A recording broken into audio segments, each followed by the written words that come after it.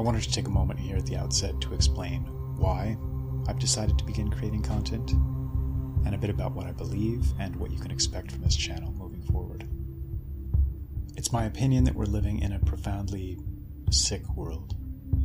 We have dishonest actors in the highest positions of influence and power, and they seem to be working together in active opposition to so much that I consider to be noble, healthy, and worth fighting for. The tie that binds these individuals, with few exceptions, seems to be their willingness to compromise themselves or their nations in exchange for personal gain. This wasn't always the case. The originators of the Western tradition, stretching back from the beginning of recorded history, were peoples and cultures oriented around the notions of self-sacrifice, nobility, a strong sense of justice, courage, honor, loyalty. Their hierarchies were created accordingly, put in place to help assure only those men that best fit these criteria were allowed to attain positions of influence and power. America's founders embodied many of the best of these ideals and encoded them in our Constitution. Flash forward to the present day, and I believe we've failed our founders. We became complacent, fat and happy, and as we let our guard down, the viper slithered in through the cracks in our foundations. An entirely new culture now prevails. Money rules our age, and with it, its virtues.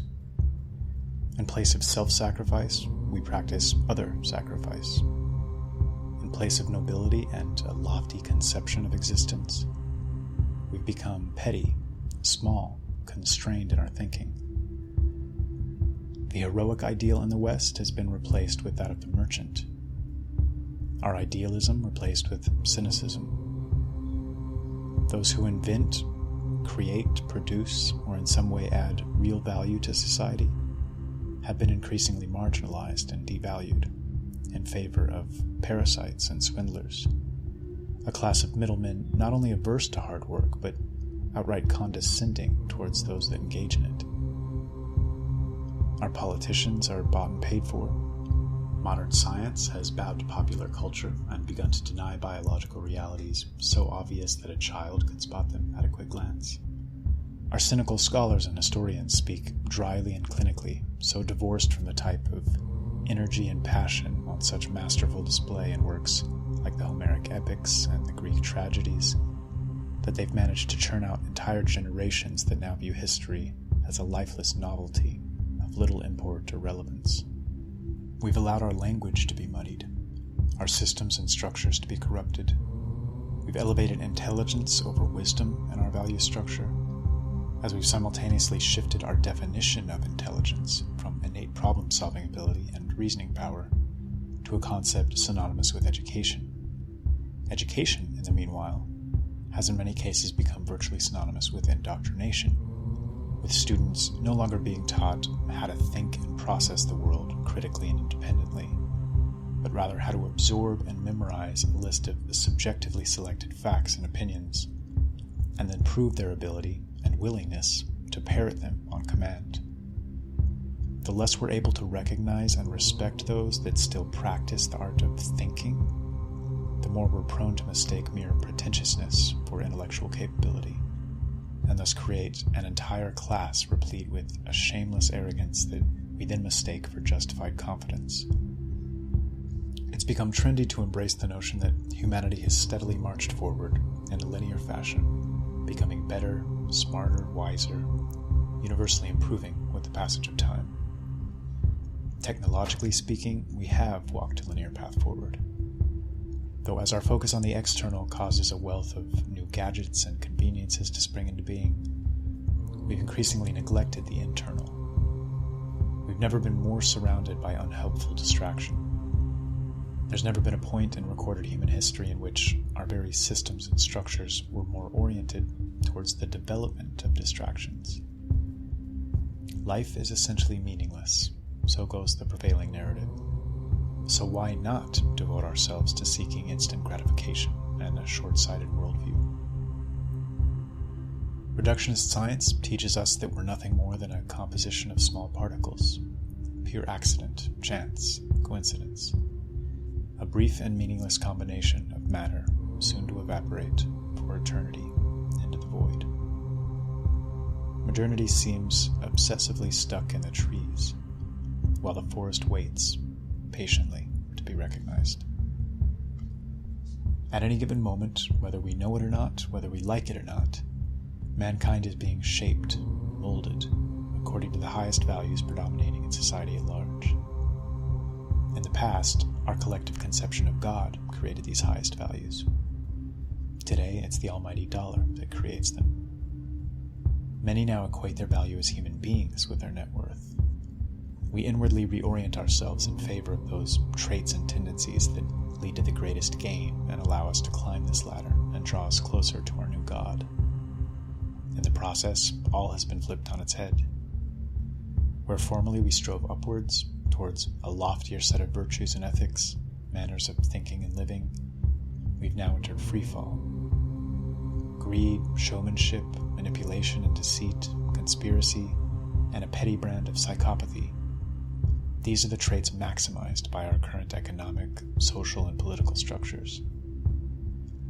Two advertising executives being paid a small fortune to advertise for competing products, thus completely canceling out one another's intellectual energy and effort. Or two high-priced lawyers fleecing their opposing clients as they seek the most efficient means of manipulating a judge or jury. What net benefit does this produce for society at large? The Rothschild family, who, to my knowledge, have invented and created nothing through the power of their own intellect or the hard work of their own hands, control approximately half of the world's wealth. And Nikola Tesla, arguably the greatest scientific mind to ever live, spent his final years feeding pigeons in front of his shabby apartment before dying penniless. Something is very wrong here. We've allowed a kakistocracy to be created, and then proceeded to allow its members to create and alter our institutions. When those who are most willing to be shameless or parasitic are showered with riches, while those who devote heart and soul to creation or production or directly helping their fellow man often live in a state of constant hardship, it's safe to say we've developed an unjust and inefficient system, and one that's ceased to propel us forward or fundamentally improve us as human beings. The old saying, if you don't have a plan, you'll become part of somebody else's, rings so true here. History shows clearly that when a people become purposeless and directionless, when the unifying elements of their culture have been stripped and their foundations destroyed, they become easy prey for the worst type of predators. Rest assured that the most ambitious and far-sighted amongst those who currently hold the reins of power certainly have a plan.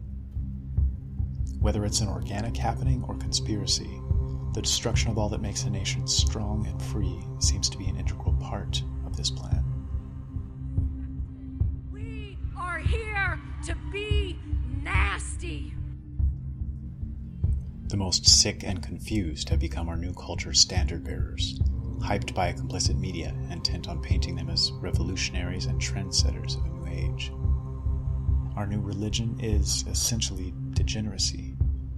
Those most willing to attack, mock, and defame the Western cultural heritage so painstakingly created over the millennia have a red carpet rolled out for them by those gatekeepers installed in academia and entertainment, as every door is held open to help them along their way.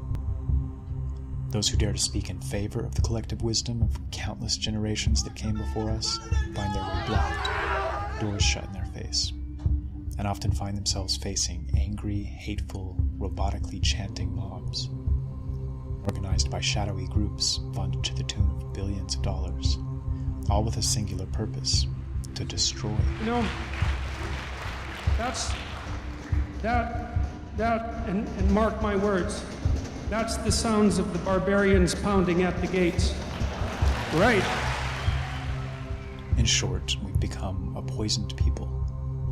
We've lost the healthy and well-adjusted constitution we once possessed. Both as individuals and as nations, we no longer operate within structures that allow our best, our most creative and productive elements to shine through and attain their fullest measure. Instead, we've stumbled into the opposite. True creativity, the process of thinking independently and critically, the process of thinking itself, is no longer rewarded, and has thus been largely discarded by most people in favor of the path of least resistance, outsourcing our thinking. Also interesting is, remember, it's illegal to possess these stolen documents. It's different for the media. So everything you learn about this, you're learning from us. And in full disclosure, let's take a look at what is in there and what it means. Sitting at the knee of our modern-day bards and storytellers, like wide-eyed children, with a naivete receiving all that they have to say as if this were an act of informing ourselves. In reality, we're all digesting the same poorly written and unimaginative script, filling our minds with toxic indoctrination, meta-narratives implanting sickly perspectives and worldviews. And this is in commemoration, you can see his little sign, to the heroes of London. There are flowers on the street here, ladies with hashtag turn to love, hashtag ISIS equals enemies of Islam, hashtag ISIS will lose, hashtag turn to London. And I think a poignant scene, and a scene we should sit on just for you viewers to understand exactly how people feel here. Again, whether this is organic or a conspiracy is almost a moot point.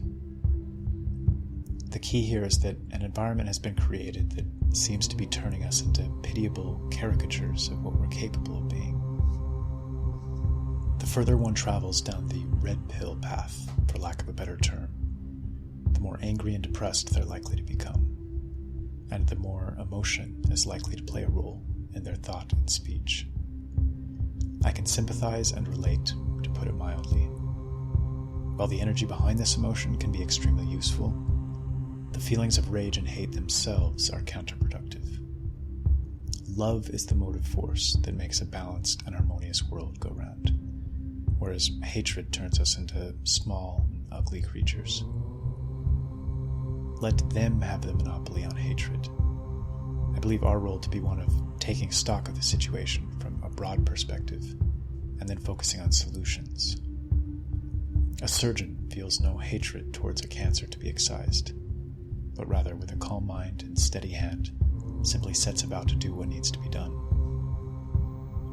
I've recently come to recognize that everything is contagious to an almost unbelievable degree, including ideas.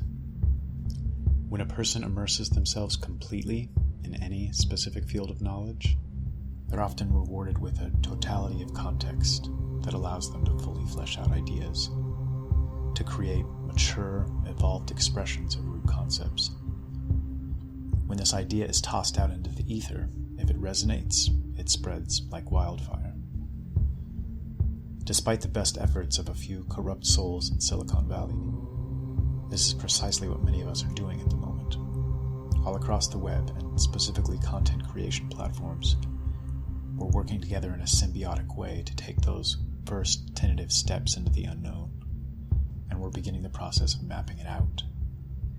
We're envisioning a new world, which is the first step towards the creation of a new world.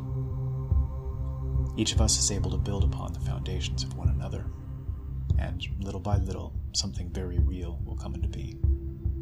This is why I'm here, and it's a responsibility I take seriously. My hope is to help introduce some clarity, and this is a very important word to me, but only on those subjects I feel most confident in. Socrates' famous quip, "The more I learn that I know next to nothing," is applicable here. Far better to stay silent than to potentially mislead or further muddy the waters. And as a pleasant side effect, this channel will help me discover like minds, people I'd genuinely be interested in knowing and communicating with. It'll also act as a means of self-refinement, getting a feel for the reception of specific videos or ideas or concepts or stances, whether it be the like to dislike ratios or direct comments and feedback. Strikes me as one of the most efficient ways to grow, to learn. This will be very much a two-way street, and I'm looking forward to it. Finally, the more philosophical perspective aside, I truly do believe we're now in an outright culture war, and it seems many on the other side seek the absolute destruction of many of the principles we hold most sacred. The battle being waged at present is one for hearts and minds. After decades of the most pervasive indoctrination, people around the world are waking in droves, and it's nothing short of beautiful to watch unfold. As more and more wake from their slumber, those who seek to control seem to be pushing the pedal to the floor. As the power of technology grows exponentially, the power to manipulate and shepherd populations with statistical, exacting precision grows in equal measure. The amount of data compiled on each and every one of us based on browsing and purchasing and traveling habits and several other sources allows for the creation of extremely accurate personality profiles, which in turn allows each of us to be turned into a predictable entity. I've worked in the field of big data, specifically in creating predictive databases, and I can say firsthand the implications are far more dire than we might suspect at first glance. I'd suggest that those that aren't terrified or infuriated by what's currently happening across Google and YouTube, Facebook, Twitter, and elsewhere aren't paying close enough attention. By aggressively promoting their own worldview and banning the discussion of alternatives, they're completely changing the collective discussion and debate, which in turn changes the prevailing culture. They're seeking nothing short of a monopolization of the Overton window. I firmly believe this is a battle we simply can't lose, and time is of the essence. Our world doesn't need to be like this, and I feel it's a lack of imagination and free thinking that's led us into this rut. Instead of settling into the role of bovine consumers, we should be reaching for the stars, colonizing planets, taking those first baby steps towards fanning out across the cosmos. I think we're capable of creating a world so much more beautiful, harmonious, and healthy than the world we currently have. From time to time, I'll catch brief glimpses of this potential, and it's a beauty that defies words. This is the potential, the mindset, the energy that I'd like to play some small role in ushering into being. I feel like we're entering an age in which millions are banding together across the world to purge this poison from our systems, to create something new in its place. And I can't think of a more noble task. Thank you for listening.